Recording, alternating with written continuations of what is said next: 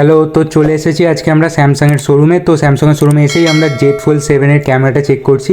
তো আজকের ব্লগটা শুরু করছি আমরা যে ফোন কিনতে বেরিয়েছি তারই পার্ট 4। তো পার্ট 4-এ আমরা চলে আসি স্যামসাংয়ের শোরুমে, কারণ স্যামসাংয়ের ফোনগুলো আমরা দেখব।